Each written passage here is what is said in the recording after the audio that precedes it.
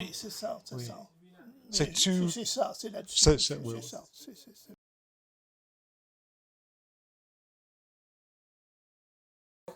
Okay, it's interesting. So how would you say, since I like this idea of these two separate definitions of liberalism, one more continental and one more Anglo-American. How, given that, how would you register the impact of Me Too in France and Europe versus in the United States? Do you think? Culture was convinced that it had sold in the most cultured and refined and elegant way the relationships between men and women. Right. The idea of Renaissance, the Italian Renaissance, amour courtois in the Middle Ages, the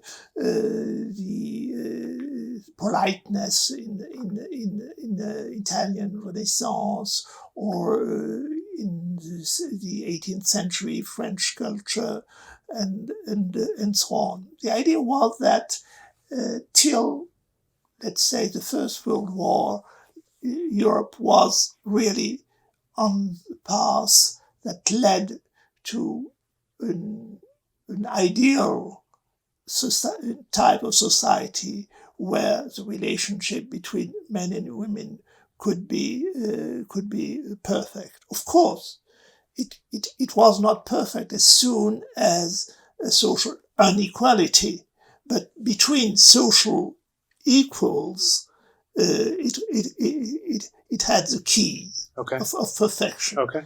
So between, let us say, members of the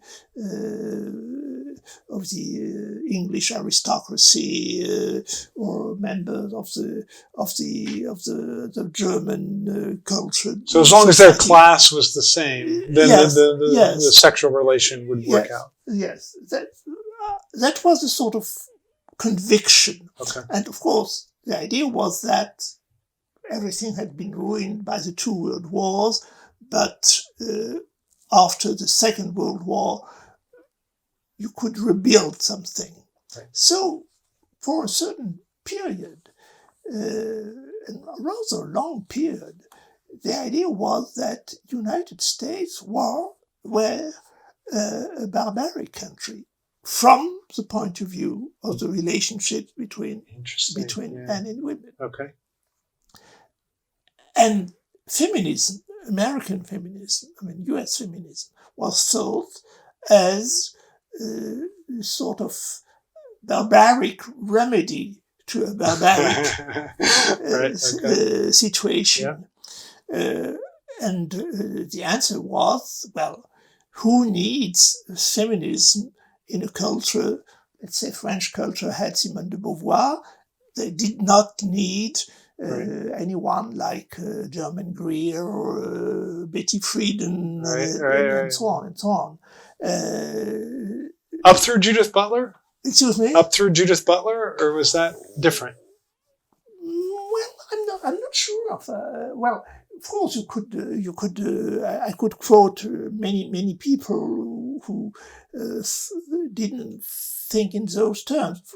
It seems to me that in France, the beginning of the transformation was in '68, where the idea that, well, we need feminism like America. The European tradition was not sufficient. Right, but it's interesting neither necessary nor sufficient. Right, yeah. But it's interesting that Judith Butler's book, Gender Trouble, wasn't translated here for 20-some years. So I think that really supports your point, that there was this sense that we don't need the American brand of feminism. Exactly. And of course, it's not true for Great Britain, where it was read, but Great Britain lost its intellectual independence with respect to the United States. Well, during the 50s, I would say. Interesting. And you have to take into account that in France, especially, you had French theory, which included French psychoanalysis. Right. And of course, from that point of view, the idea was, well, it was also the position in US university that it was French theory that could teach something. Absolutely. Right. To United States. Even in terms of feminism. Exactly. So, right. Yeah. French feminism was probably bigger in the United States than in France. Exactly. So it seems to me that it's after 68 that the movement began to change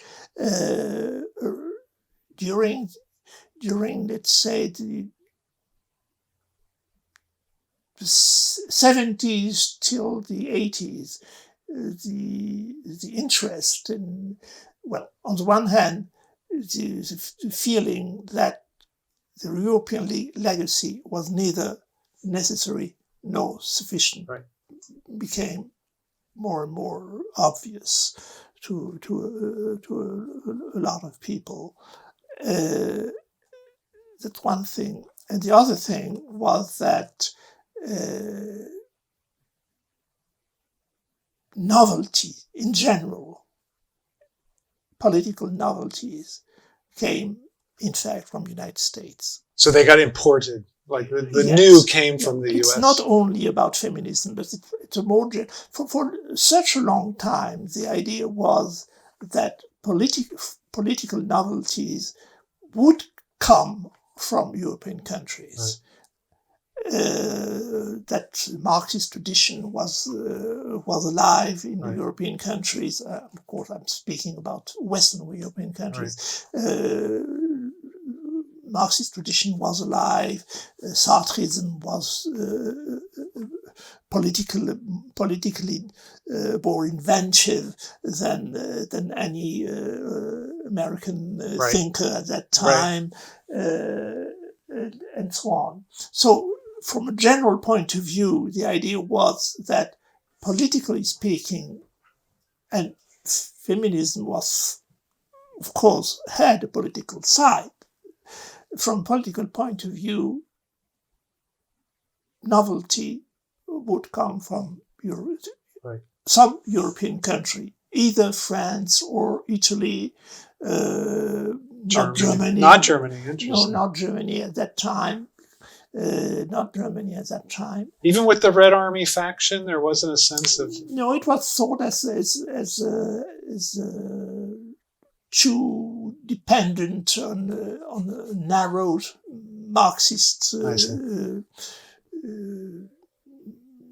political interpretation.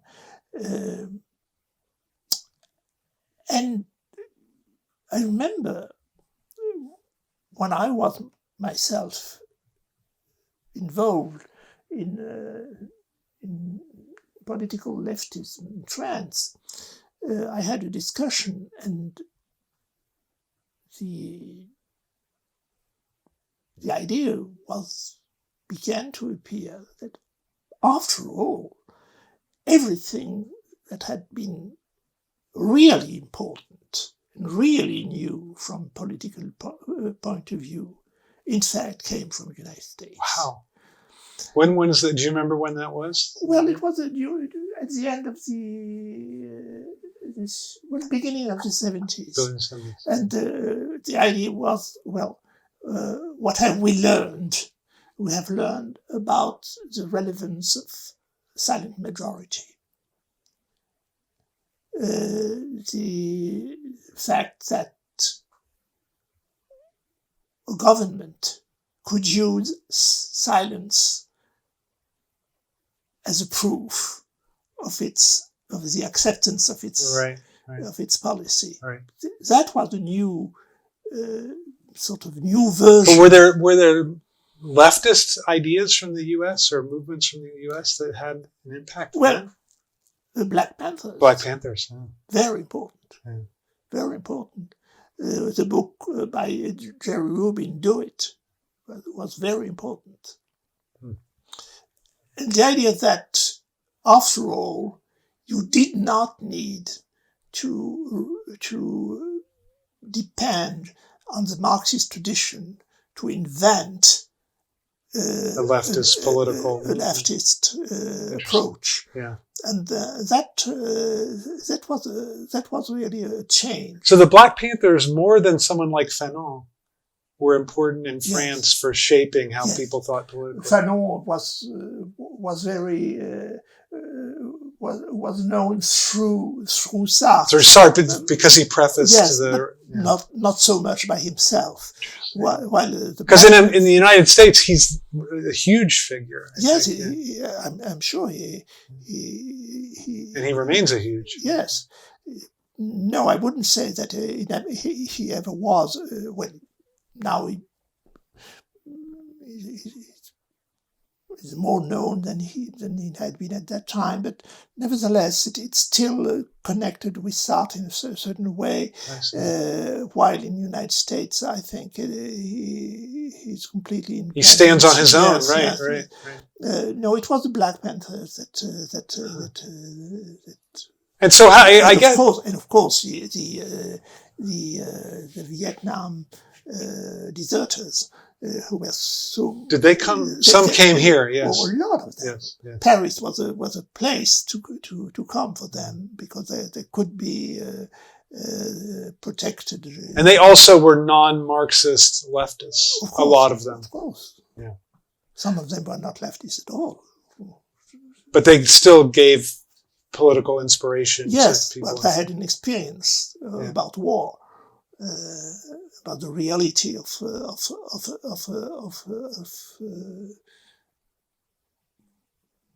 did that collective film Loin de Vietnam, did that come out of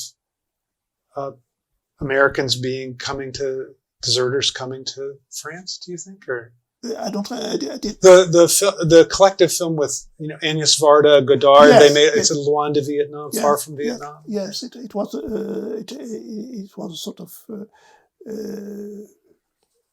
reflection about. So that's again a test. That's fascinating to me. So I guess that to sort of square the circle, how do you see? So is MeToo just another part of that way in which it's another political movement that begins in America and then spreads to France? I'm not sure about that. It seems to me that, and I'm going back to the beginning of my remark, it still remains sort of a lack of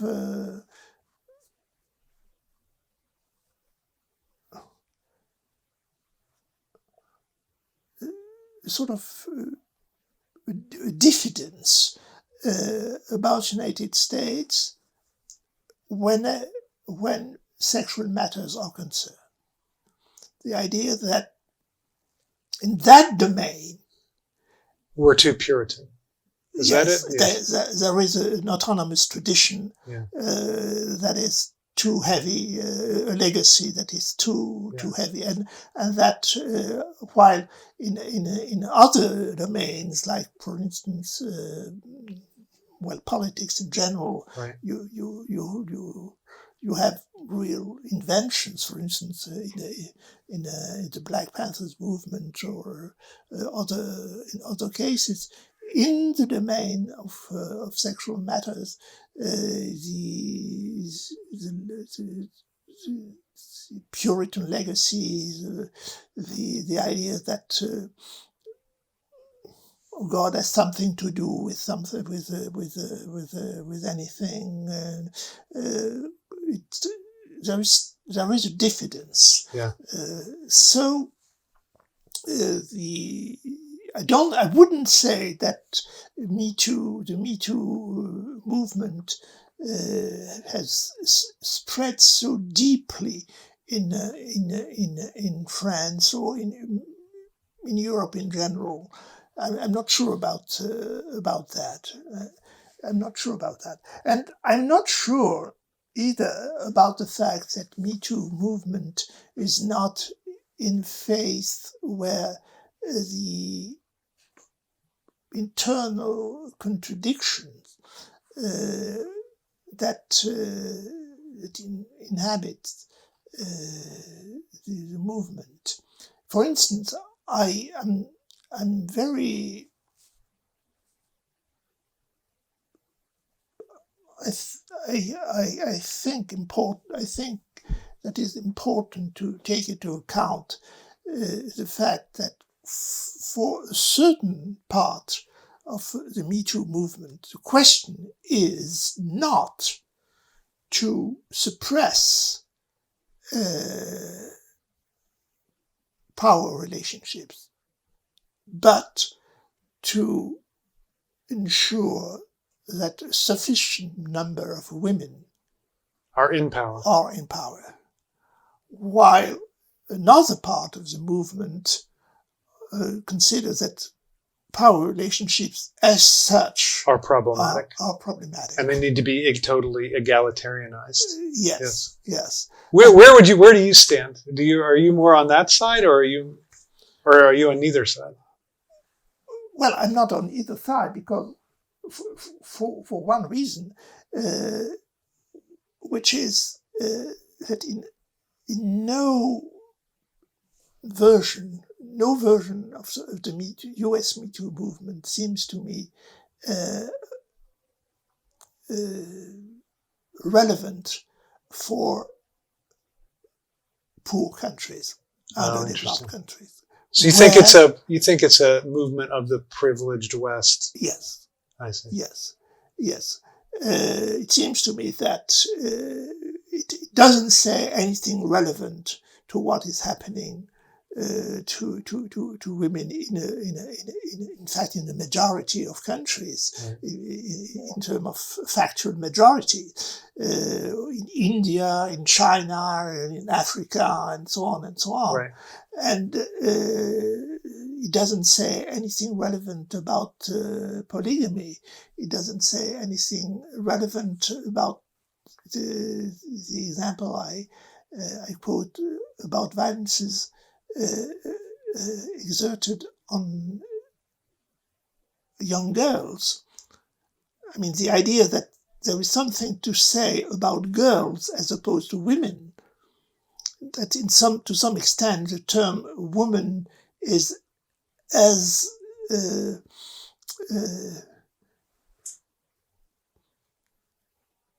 it's not capacious enough, is that?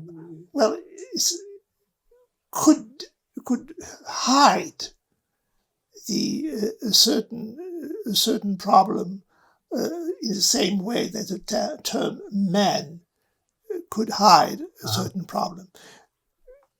Feminism underlined the fact that man, in order, when you mean human beings in general, right. Hides the fact that men and women are different, right? And face different problems. But the same would be true for women and girls. There are specific violences. But I don't understand. Couldn't you just say that should be added to the Me Too struggle, like that? Well, it could be, but in that case, the question of the role of women in the violences against girls should be taken into account. I mean, so I see what you're saying. So by positioning men as always the source of the violence, exactly, that it fails to see the way in which there's a whole structure that's often responsible for the violence that includes women. Exactly. So in other words, it's too much of a liberalist kind of politics. That is, it's too focused on individuals, not on structures. Essentially, that's one thing, and the other thing is that the notion of patriarchy is, in my mind, too wide, because it may be the case that the fact that in some societies mothers or grandmothers exert certain violences on girls is a part of the patriarchal part of the society. Ideological It may be the case, but it should not diminish or wipe out the fact that women play a specific role. It's fascinating what you're saying, because what you're saying is MeToo is attacking a structure, they think. Yeah. But what you're saying is it's not really attacking enough of a structure. It doesn't see the structural violence enough, because it stretches beyond individual bad male actors. Yes, it seems to me that the logic or the philosophy of MeToo would be coherent if it were expressed in structural terms. Okay. But since it is not expressed in structural terms, there is a moment where the logic is not does not go to. Yeah, I understand, and that's why, and that ties to your point about why it's limited to upper class Western, mostly upper class Western women. Yes, and of course, one could express a certain satisfaction in seeing that some guys get what's coming to them. Well, some women become, presidents. So on. Right. But as I said, there is no trickle down in society. I mean, it doesn't have any consequence for oppressed women that are oppressed. So Angela Merkel being prime, that doesn't do anything for the average German. No. And I think that some women, but for instance, Oprah Winfrey said things about that. She said, "Well, the fact that I, Oprah Winfrey, am one of the most powerful women of the world. Well, we have still to see if it changes things about women who aren't the not most powerful. Yeah. Okay.